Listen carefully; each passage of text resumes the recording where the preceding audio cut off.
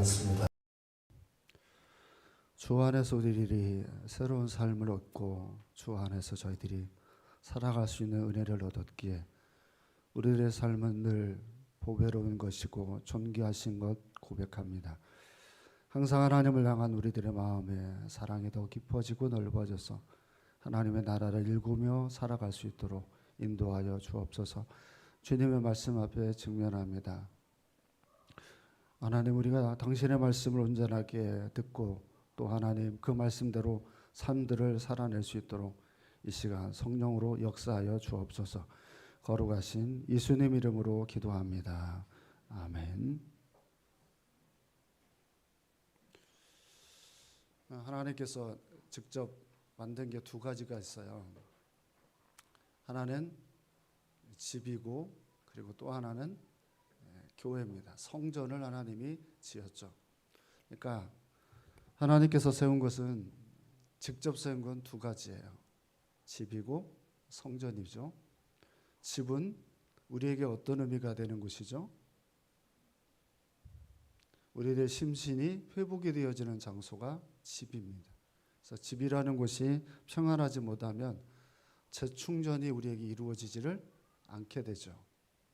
그러면 영적으로 우리들이 쉼을 얻는 곳은 또한 어디입니까? 성전입니다. 주님의 성전이 우리들의 영혼의 쉼을 얻게 되어지는 장소죠. 그래서 교회가 평안하지 않으면 교회 안에 있는 성도들의 삶이 평안을 얻을 수가 없습니다. 자, 오늘 시편 15편은 굉장히 특이한 시인데요. 이 시를 뭐라고 그러냐면 입당시라고 그럽니다. 입당이 뭔지 아세요?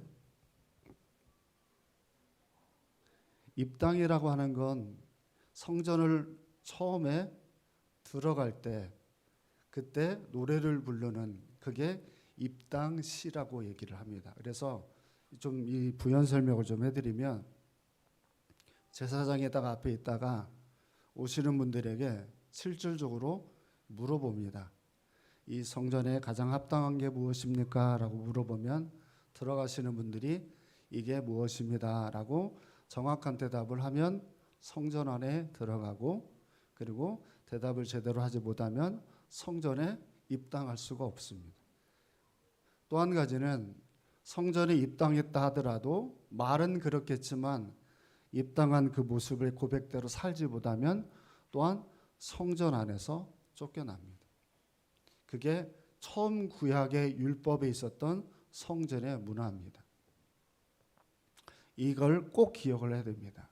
오늘 본문을 이해하려면 그 부분을 이해를 해야 왜 이 다윗이 입당송이라고 하는 이 시를 썼을까를 우리가 이해할 수 있습니다. 입당시에 들어가는 배경은 이렇습니다.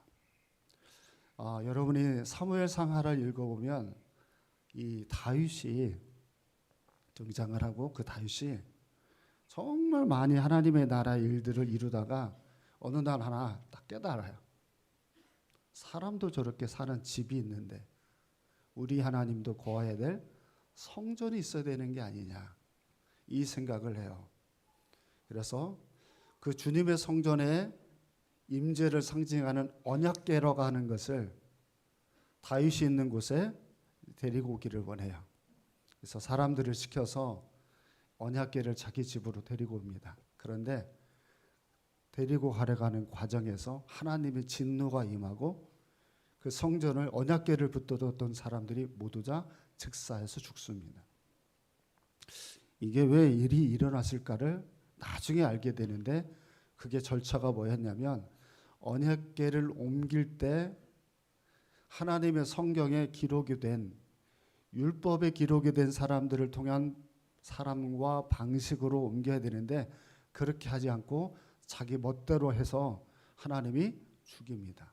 그리고 나중에 한 번 더 옮기게 되는데 그때는 성경의 절차대로 옮기게 돼요. 그때 머물렀던 집이 오벤에돔이라고 하는 집인데요. 그 오벤에돔 안에 성전이 있는 것을 보고 그리고 다윗이 기록한 게 이 시편 15편이에요. 이제 이해를 하시죠? 그러니까 성전 안에 머물러 그 하나님이 살아가기를 원하는 사람의 모습을 그리워하면서 자기가 언약궤 아래를 그 안에 들어가지 못하는 안타까운 마음 안에 그걸 바라보면서 저게 가장 어울리는 사람이 누구였을까? 이런 걸 생각하며 기록한 게 시편 15편이에요. 아시겠죠? 자, 그러면 1절을 보겠습니다. 1절 말씀. 자, 시작.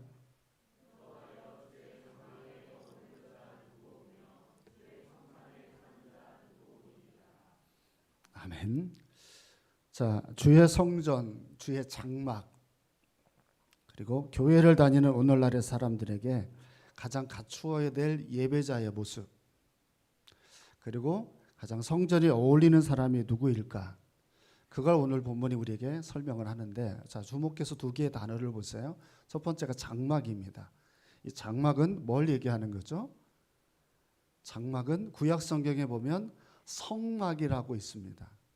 그 성막 안에는 언약궤라고 하는 게 있어요. 십계명이 있고 아론의 쌍난 지팡이가 그 안에 들어있는 언약궤인데, 여기는 하나님의 임재에서 아무나 절대로 못 들어가는 그게 장막, 성막이었습니다. 그러면 성산은 뭘 얘기하는 걸까요? 성산은 그 언약궤가 머물러 있는 산, 시온산이라고 그럽니다.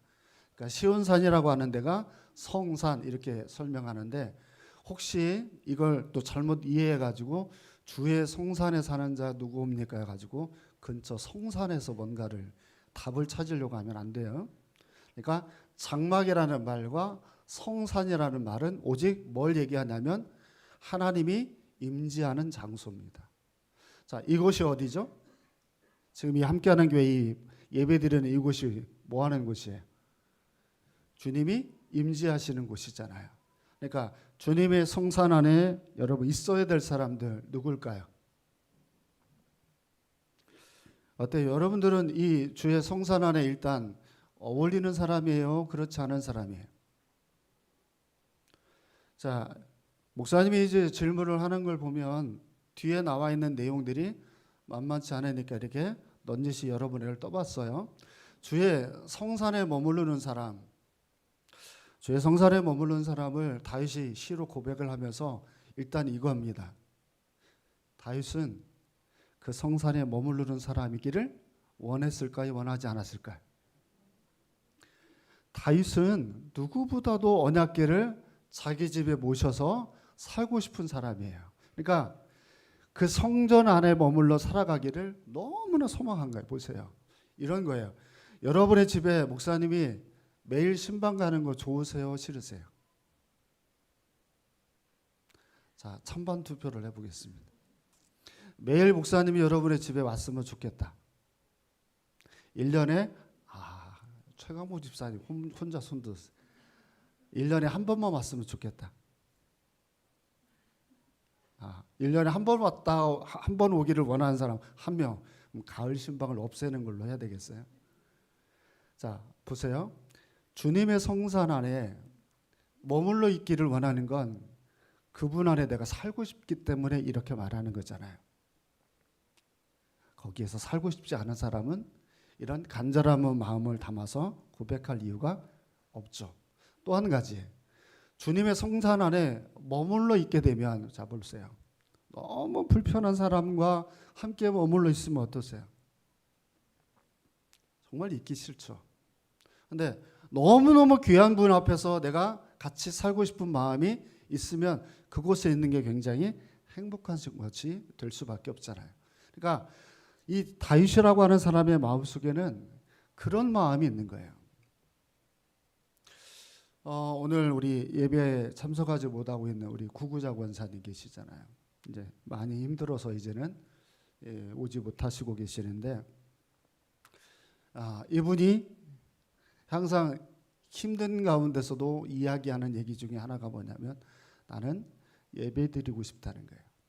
그러니까 예배를 드리고 싶어하는 그 마음 안에는 주님의 성전 안에 머물러 있기를 원하기 때문이죠. 그러니까 주님의 성전에 머물러 있기를 원하는 사람은 누가 무슨 말을 해도 그 성전 안에 항상 머물러 있습니다. 그런데 주님의 성전 안에 머물러 있기를 싫어하고 불편한 사람들이 있습니다. 거기에 어울리지 않는 사람이거나 또는 하나님이 별로 좋지 않거나 이런 마음을 가지고 있는 사람들은 그 성전 안에 있는 게 너무 불편할 겁니다.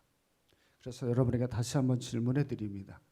여러분 주변에서 교회가 이렇고 저렇고 이야기를 정말 세상 사람들이 떠들어야 되는데 저는 주님의 성전 안에 사는 게 좋거든요. 이 교회라고 하는 것을 다니면서 삶이 참 많이 바꿀 수 있는 곳이 성전이었기 때문에 나는 주님의 성전 안에 머물러 있는 게 나는 너무 좋습니다. 여러분은 어떠십니까? 여러분이 이 성전 안에 머물러 있는 게 여러분의 행복의 지수에 들어갑니까? 말을 못 하시나요? 수화로 설교를 할까요? 다시 한번 질문을 드릴게요. 여러분, 주님의 성전 안에 있는 게 행복하십니까? 그러면 아멘이라는 걸 하는 거예요. 자, 그러면 주님의 성전 안에 머물러 있기를 싫어하는 사람이 있고 좋아하는 사람이 있을 수도 있어요. 자, 2절을 보세요. 시작.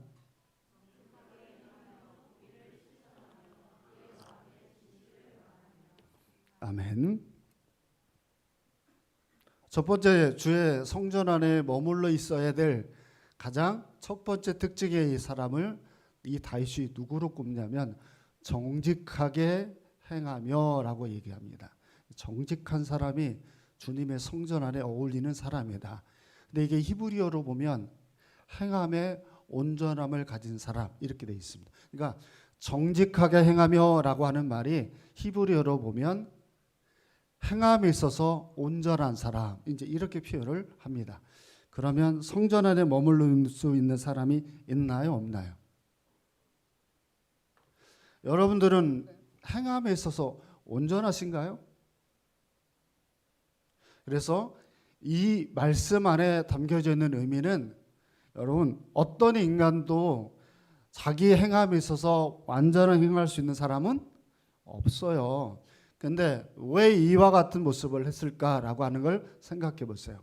여러분 하나님의 나라라는 가정 안에 살게 되어지면 조금씩 우리들의 삶이 어떻게 변하고 바뀌느냐라고 하면 우리들의 행함이 자꾸 주님을 닮아가는 자의 삶으로 변하고 바뀌어야 됩니다. 그걸 행함의 온전함, 여기서는 정직함이라고 표현을 합니다. 그러니까 지향점이 계속해서 그 성전 안에 머물러 있으면 그 성전 안에 있는 문화와 그 습관을 내가 닮아서 내 삶이 바뀌어져 가야 그게 제대로 된 성전 안에 머물러 있는 사람들입니다. 그러니까 아무리 교회를 오래 다녀도 그 주님의 성전에 어울리는 자의 모습을 갖추지 않고 있거나 변함이 없으면 그 성전 안에 있는 게 옳지 않습니다. 굉장히 불편하죠. 그잖아요. 모든 사람들이 다 정직하게 행하는데 나만 그렇게 행하지 않는다라고 하면 그 사람들은 그 안에 있는 게 너무 불편할 수밖에 없잖아요. 불편해도 내가 저 사람처럼 닮아가고 싶은 마음을 가지고 있으면 그곳에 있는 걸 원합니다. 제 목사님이 대학교를 다닐 때 정말 불편한 자리가 있었어요. 그 불편한 자리가 어떤 자리인 줄 아세요? 제가 이제 대학교가 89학번인데 제가 다녔던 그 시대의 대학교는 일과가 끝나면 무조건 술을 먹습니다. 그래서 제일로 제가 싫어하는 선배들이 누구냐면 제대한 예비군들. 군복을 입고 학교로 와요. 그리고는 항상 이 사람들은 수업에 집중하는 게 아니라 끝나고 이 먹는 것에 집중하시는 분들이에요. 그래서 이 후배들을 데리고 그런 데를 이렇게 끌고 가서 이렇게 먹는 문화예요. 그런데 이런 문화들이 참석을 하지를 못하는 크리스찬들은 굉장히 힘들어요. 그래서 술을 먹지 않습니다 라고 얘기를 하고 그렇게 진행을 하는 저희 대학교 4학년은 지옥 같은 시간들이었습니다.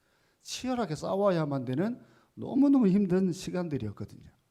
그런데 반대로 그 사람들을 교회로 데리고 오면 어떨까요? 누구는 편하고 누구는 힘들까요? 예비군 군복을 입은 그분들을 전도해서 교회로 데리고 오면 그분들은요 너무 힘들어요. 야, 예배가 왜 이렇게 기냐? 1시간밖에 예배를 안 드리는데 그게 길어요. 이분들은 술을 먹으면 어떻게 먹어요? 날을 새서 먹어요. 날을 새서. 이게 얼마나 좋으면 사람이 그 피곤하지도 않는지 날을 새서 먹겠어요. 근데 그 사람들이 1시간 예배를 드리는 건 지옥 같다니까요. 그러니까 정말 하나님 앞에서 우리가 제대로 된 삶들을 살아내면 우리의 삶은 이곳에서 더 자유로워야 되고 이곳에서 예수를 닮아가는 나를 보고 굉장히 우리의 삶들이 즐거워야 우리가 정상이에요. 그런데 제가 목회를 해보면 주님의 성전 안에서 살아가며 자기 삶이 바뀌고 변하기를 원치 않은 분들이 있을 거예요. 그런 분들은 일단은 설교를 안 들어요. 설교를 들으면서 그 말씀대로 살아가려고 하는 몸부림들이 없어요. 그러니까 말씀을 들으면 듣기 위함이에요, 행함이 위함이에요. 설교는 행하기 위한 것이지 내 귀에 좋은 얘기 한번 잠깐 듣고 그리고 우리가 끝나려고 이 말씀들을 듣는 게 아니잖아요. 그러면 내가 이 말씀을 내가 듣고 행함에 있어서 온전해질 수 있는 건 주의 성전밖에 없잖아요. 그러니 성전 안에서 그 말을 듣고 행하고자 우리 삶들을 살아가니 이 주의 성전 안에 머무르는 게 얼마나 행복함이겠습니까? 변하지도 않을 것이고 듣지도 않을 것이라면 성전 안에 있는 게 불편한 거라니까요. 여러분, 그래서 주님의 성전에 어울리지 않는 사람은 거짓말하는 사람들입니다. 거짓말하는 사람들은 정직하지 않은 사람들이잖아요. 여러분, 거짓말의 아버지를 성경에서 누구라고 얘기합니까? 거짓말의 아버지, 그게 사단이 가진 뜻입니다. 사단이라고 하는 사탄의 그 이름의 뜻이 거짓말의 아버지입니다. 그러니까 사탄을 따르는 사람들은 입에 항상 무엇이 머물러 있어요? 거짓됨이, 거짓된 주장이 머물러 있게 돼 있어요. 두 번째입니다. 성전에 머무르는 사람으로 공의를 실천하며 이렇게 돼 있습니다. 공의를 실천한다는 말이 히브리어로 체데크라는 말인데 의로움이라는 뜻입니다. 의로움이란 어떤 것이냐면 항상 내 옆에 있는 사람과의 관계에서 필요합니다. 여러분, 이웃과의 관계에서 그 사람을 위하는 사람과 그 사람을 위하지 않는 사람으로 나눠보겠습니다. 이웃을 싫어하는 사람은 그 사람에게 불의를 행합니다. 그러나 이웃을 사랑하는 사람들은 그 사람에게 공의를 행합니다. 이웃을 내 몸처럼 사랑을 해야 될 우리는 우리들의 이웃에게 공의를 행합니다. 그러니까 그 사람의 관계에서 여러분들이 더 필요하고 도덕적으로 그 사람들을 위한 일들을 실천하는 거죠. 제가 겪은 일인데 설교 시간에 제가 이런 예를 사실은 들었던 적이 전에도 있어요. 들어보세요. 우리 수송동에 보면 과일들을 파는 도매센터가 있어요. 거기에 제가 잘 아는 권사님이 한 분이 계셨어요. 그래서 제가 휴먼시아 살 때 과일을 사러 그분에게 이제 자주 갔어요. 그분도 제가 목사인 줄을 알고 제가 그분이 권사인지도 알아요. 하루는 밤이 너무 먹고 싶어서 그분을 찾아가서 밤이 있냐고 여쭤보니까 권사님이 한 망을 주시더라고요. 근데 목사님이 오셨으니까 특별하게 싸게 판다고 주시는 거예요. 그래서 참 귀한 권사님이다 라고 그 밤을 사가지고 집에 와서 쪘어요. 떠서 사모님이랑 딱 잘라서 먹으려고 이빨을 딱 깨물었더니 안이 어떻게 돼 있어요? 네, 썩어 있어요. 이거 하나 썩어 있겠지. 또 다른 걸 깨물었어요. 어떻게 돼 있을까요? 네, 다 썩어 있어요. 전부 다 썩어 있어요. 그래서 그 망 전체를 버렸어요. 제가 그걸 보고 내 마음속에 무엇이 느껴졌을까요? 다시는 내가 이 과일 가게를 내가 가면 손에 장을 짓는다. 아니, 목사인 줄 아는데 목사님 밤이 성하지가 않으니까 골라서 드실 거면 가져가시고요. 아니면 제가 이건 목사님은 못 드립니다. 이게 원래 정상 아니에요? 네, 이분이 어떻게 목사님이 가서 쪄보면 금방 알 건데도 불구하고 싸게 주는 것처럼 해가지고 그걸 팔아가지고 저한테 이렇게 할 수 있을까? 그래서 그분 가게는 지금까지도 안 갑니다. 근데 이분 교회 담임 목사님을 제가 잘 알아요. 담임 목사님한테 이분 교회에서 어떻게 삽니까? 한번 여쭤봤어요. 목사님, 저희 교회 안 다녀요. 저희 교회 안 다녀요. 왜요? 거기에서 무슨 일이 있었는지는 여기서 설명을 하지는 않을게요. 그러니까 목사를 속일 뿐이면 교회 안에서는 어떻게 행동을 하겠어요? 그러니 그분은 뭐 자기가 그 교회가 싫어서 떠났다고 하는데 제가 볼 때는 교회에서 쫓겨난 겁니다. 성전 안에 어울리지 않는 사람이에요. 아시겠어요? 그러니까 성전 안에 있는 사람들은 여러분 항상 지향점이 어떠냐면 내가 좀 부족해도 옆에 있는 사람들을 위하고 섬기려고 하는 게 그게 정상입니다.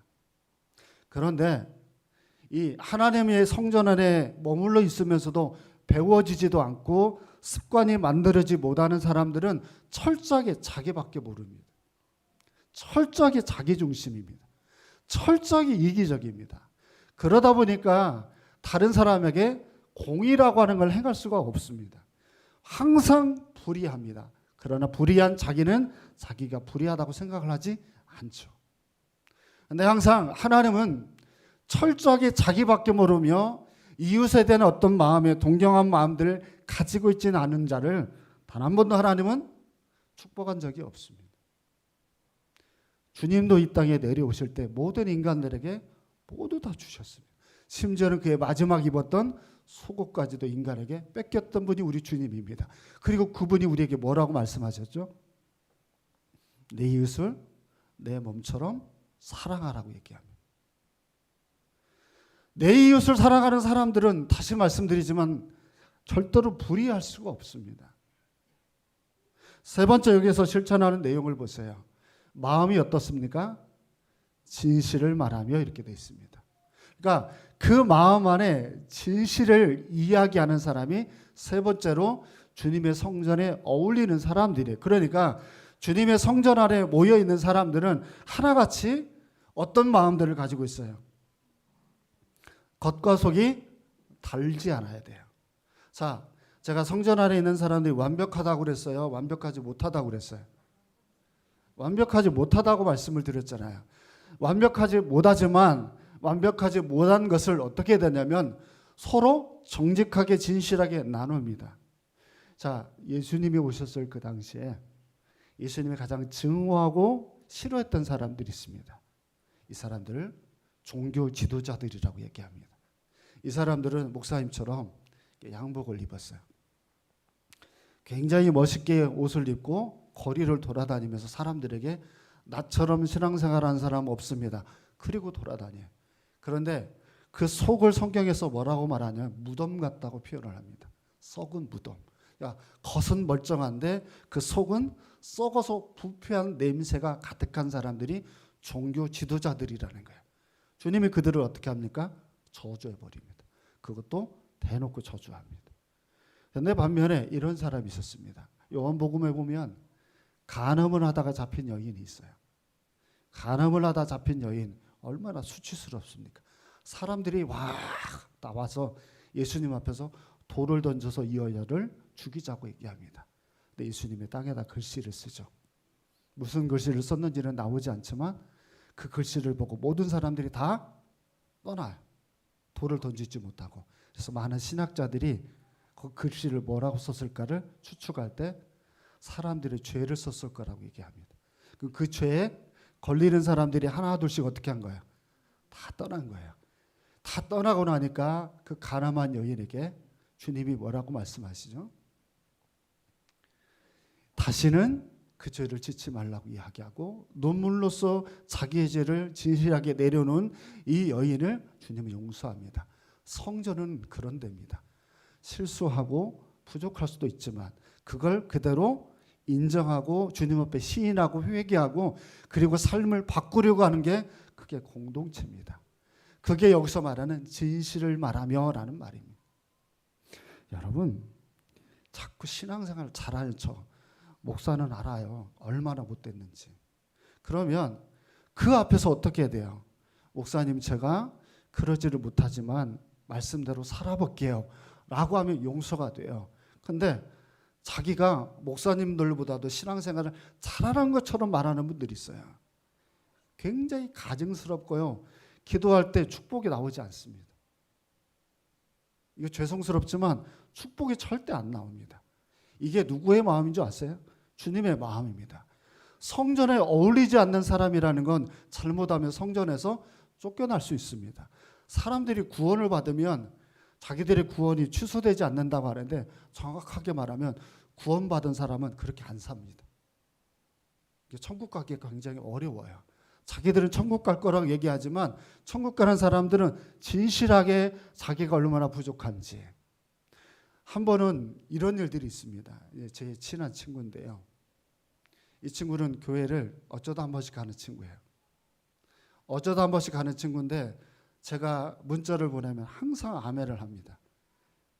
항상 아멘을 해요. 그래서 한번 전화를 해서 너는 말씀대로 실천해서 아멘이라고 하냐, 아니면 왜 너는 나한테 이렇게 조그맣고만 아멘이라고 문자를 보내냐 얘기를 하면 막 웃으면서 그래요.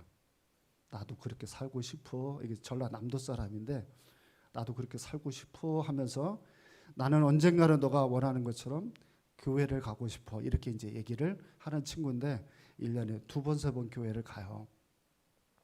근데 저는 이게 진실하다고 생각한다고요. 솔직하다고 생각하는 거죠. 위선을 떨지 않는 게 위선을 떠는 사람보다 훨씬 낫다는 거예요. 이게 심지어는 어디에도 어울리는 사람이에요? 성전에도 어울리는 사람이에요. 자, 3절도 보세요. 3절 말씀 시작.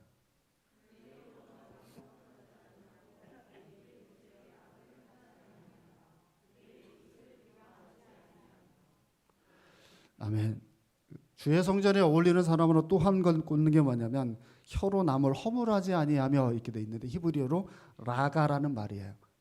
따라해보세요. 라가. 발음이 좀 잘못하면 어떻게 돼요? 나가. 라가 이렇게 되죠.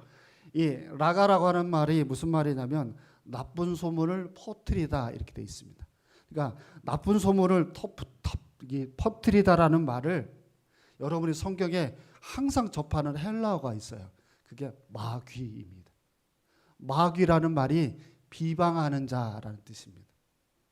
그러니까 아까 사단이 거짓말에 대한 얘기를 했다면 마귀라는 말은 마귀가 역사를 하면 무슨 말을 많이 해요?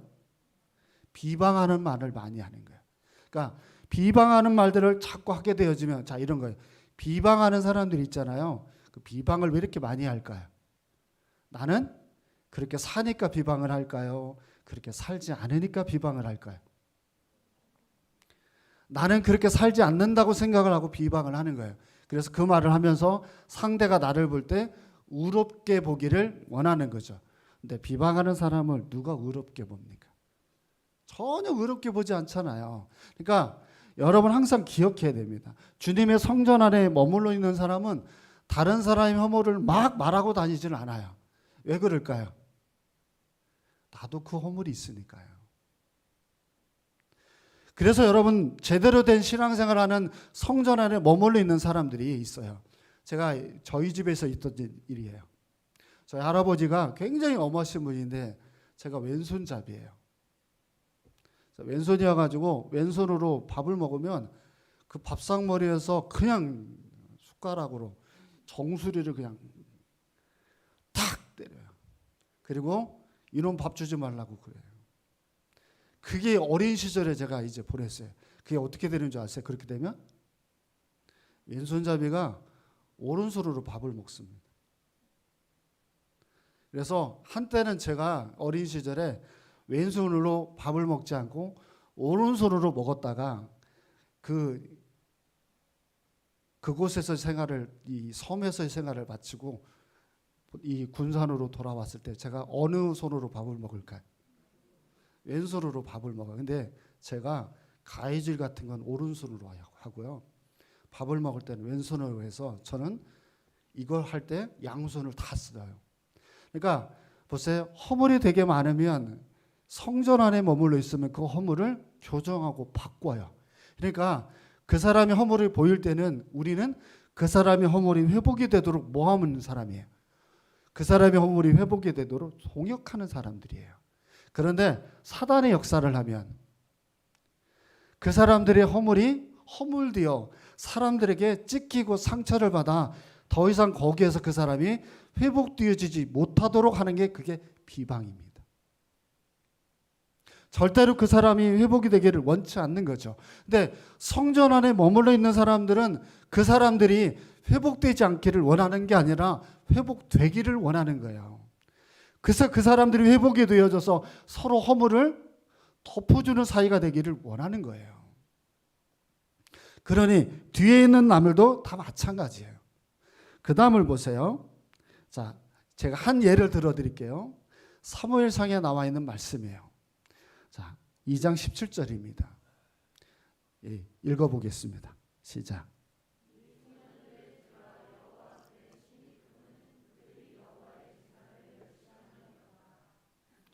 여기 나와 있는 사람이 예입니다. 이 소년들이 누구냐면 엘리라고 하는 제사장의 아들들입니다. 홈리와 비느하스입니다. 얘네들이 무슨 짓을 하냐면 성전 안에서 잘못된 행동을 멈추지를 않아요.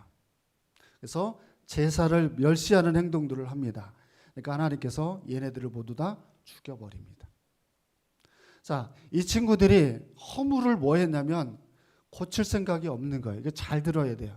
그러니까 우리에게는 허물이 있으면 허물은 내 옆에 있는 사람들을 힘들게 하고 어렵게 하니까 뭐 하려고 해야 되냐면 내가 교정돼서 바뀌려고 해야 돼요.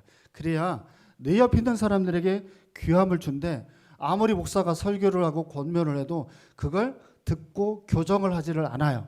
그러면 이 성전에 어울리지 않은 자를 그 사람들을 내쫓아버리는 거예요. 여기서는 실질적으로 죽여버립니다. 그러니까 항상 여러분도 누군가를 비방을 할 때 그게 나의 허물이 될 수도 있지만 이걸 교정하지 않으면 하나님은 나를 좋아하지 않는다는 걸 잊지 말아야 됩니다. 자, 4절도 보겠습니다. 시작.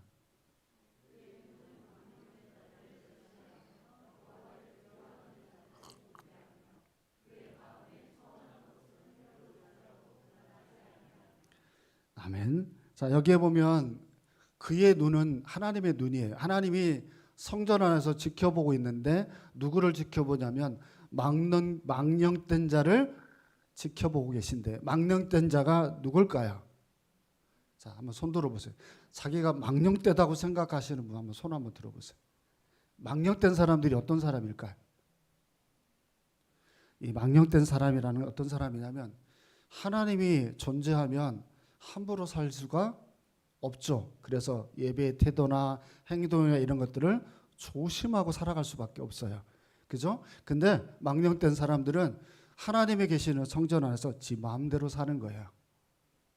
지 하고 싶은 대로. 행동을 거침없이 하는 거예요.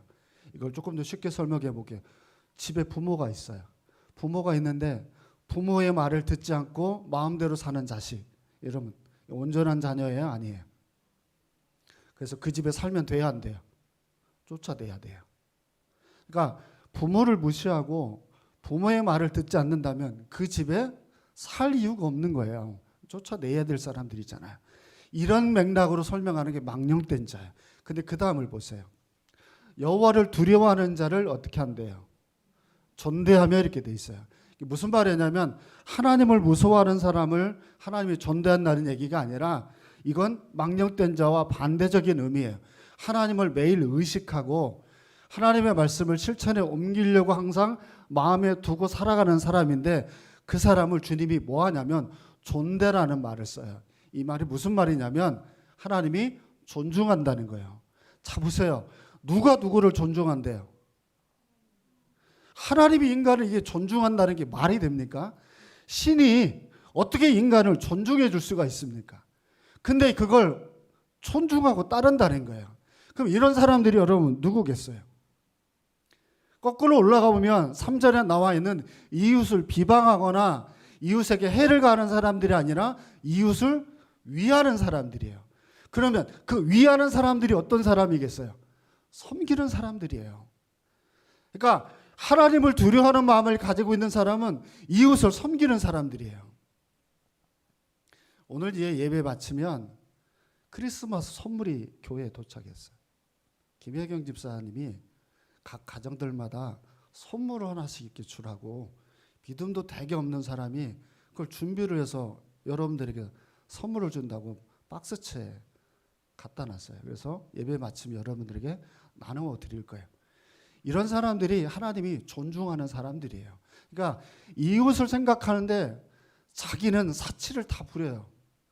자기는 온갖 많은 것들을 다 누리고 살아요. 근데 옆에 있는 사람에게 차 한 잔을 안 사는 사람을 하나님이 존중한다? 말도 안 되는 거예요.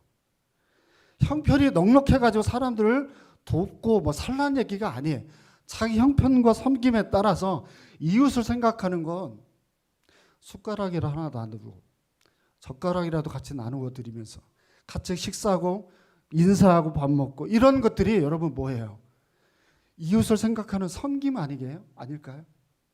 망령된 사람들은 그런 마음들이 없이 자기 하고 싶은 대로 살아가면서도 자기는 신앙생활을 잘한다고 얘기하는 이런 사람들인 거죠. 또한 여기 중요한 말씀 하나가 또 있습니다.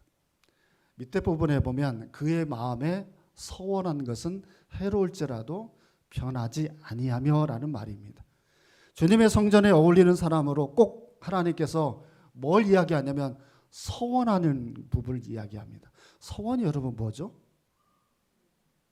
하나님께 약속한 겁니다. 하나님 앞에 내가 약속한 거예요. 그러면 약속한 걸 실천에 옮기는 사람들을 하나님이 존대할 수밖에 없죠. 보세요. 하나님하고 약속도 안 지키는 사람이 사람과 약속을 지킬까요? 예를 들면 우리 교회 이 통로에 보면 1년 동안 뭐 성미도 하시고 뭐 화분도 한다고 이렇게 올려놓으신 분들이 있어요. 이분들이 자기 약속한 것들을 실천하는 분들이 많아요. 참 굉장히 하나님이 기뻐할 사람들이잖아요. 또 그렇게 실천한 사람들은 어디를 가도 약속을 지킬 사람들이에요. 옆에 분들 잠깐 봅시다. 어때요? 믿을만 한가요? 옆에 사람들이 못 믿을 만한 사람 손 들어보세요. 그러니까 우리 함께하는 교회 성도들이 흩어진 직장이든 가정이든 학교를 갔는데 사람들이 나를 볼 때 저 사람은 못 믿을 사람, 이거 여러분 정말 하나님 앞에 큰 벌을 받을 사람이에요. 항상 머릿속에 잊지 말아야 돼요. 자, 제가 이 설교를 이제 마치겠습니다. 이 설교를 마칠 때 제가 이 얘기를 꼭 하고 마치려고 합니다. 예, 우리 구구자 권사님이 지금 많이 이제 아프셔서 성전에 오시기가 쉽지 않을 것 같아요. 예, 그분을 평생 제가 옆에서 뭐 개인적으로는 장모님이 되시고 교회적으로는 저의 굉장한 의지에 되는 평생 동역자였습니다. 근데 이분을 제가 이렇게 이제 떠나보내야 될 시간이 얼마 안 남은 것처럼 느껴지는 굉장히 힘든 시간들을 제가 이렇게 보내고 있는데, 제가 이분을 보면서 느끼는 게 여러분 뭔지 아세요? 주님의 성전에 어울리는 사람이라는 겁니다. 아마 여기 있는 분 중에 대부분은 그걸 다 인정할 사람들일 거예요. 근데 그 전통을 따라서 이 교회는 그렇게 가는 사람들이 저는 많다고 봅니다. 그러니까 그분만 그렇게 사는 게 아니라 그렇게 살아가는 사람들이 이 교회에 많아요. 그래서 여러분 서로를 좀 칭찬해 줬으면 좋겠어요. 그렇게 사는 분들이 있거든요. 이게 말도 못할 만큼 섬기고 살아가는 성전에 어울리는 사람들이 굉장히 많아요. 난 그래서 우리 교회가 좋은 교회라고 생각을 합니다. 그렇지만 여러분 정말 변하지 않고 꾸준하게 성전에 어울리는 자로 살아가시기를 주의 이름으로 축원드립니다. 기도하겠습니다. 살아계신 하나님, 주님의 성전에 어울리는 자로서 저희들의 삶을 살아내기를 원합니다. 약속도 정직함도 공유로움도 없이 굉장히 교회에서 신앙생활을 잘하는 것처럼 가식을 떨며 타락한 성도들이 이 땅에 얼마나 많습니까? 자그마한 교회이지만 진실하게 서로가 서로를 위하면서 섬기면서 그렇게 살아갈 수 있는 공동체 되게 하여 주옵소서. 거룩하신 예수님 이름으로 기도합니다. 아멘.